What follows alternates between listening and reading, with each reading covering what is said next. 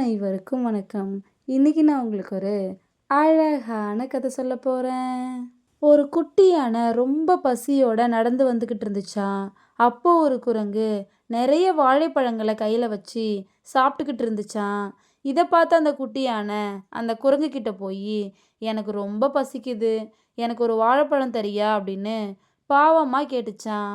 அதுக்கு அந்த குரங்கு, இந்த பழங்கள் எல்லாம் எனக்கே பத்தாது, என்னால் உனக்கு தர முடியாது, இங்கேருந்து போ அப்படின்னு சொல்லிச்சான். இதை கேட்ட அந்த குட்டி யானையும் ரொம்ப பசியோட பாவமாக நடந்து போச்சான். கொஞ்ச நாள் அப்புறம் அந்த குரங்கு ரொம்ப பசியோட உணவு தேடிட்டு இருந்துச்சான். போகிற வழியில் அந்த குட்டி யானையும் அவங்க அம்மா யானையும் வாழைப்பழங்களை சாப்பிட்டுட்டு இருக்கிறத பார்த்துட்டு அந்த குட்டி யானை கிட்ட, எனக்கு ரொம்ப பசிக்குது, ஏதாவது பழங்கள் இருந்தால் தரியா அப்படின்னு பாவமாக கேட்டுச்சான். அதுக்கு அந்த குட்டி யானை, என்னாலலாம் உனக்கு பழங்களை தர முடியாது அப்படின்னு கோபமாக சொல்லிச்சான்.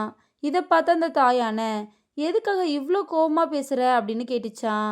அதுக்கு அந்த குட்டி யானை, அம்மா, ஒரு நாள் நான் போய் அந்த குரங்கு கிட்ட பசின்னு கேட்டேன், அப்போ அந்த குரங்கும் இப்படிதாம்மா பேசிச்சு அப்படின்னு சொல்லிச்சான்.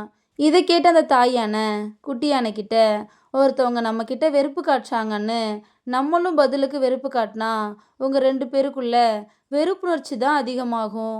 அதுவே உன்கிட்ட வெறுப்பு காட்டுறவங்க கிட்ட பதிலுக்கு அன்பு காட்டிப்பாரு, அவங்களே ச்சே, இவங்க கிட்ட போய் நம்ம வெறுப்பு காட்டிட்டோமே அப்படின்னு ரொம்ப ஃபீல் பண்ணுவாங்க.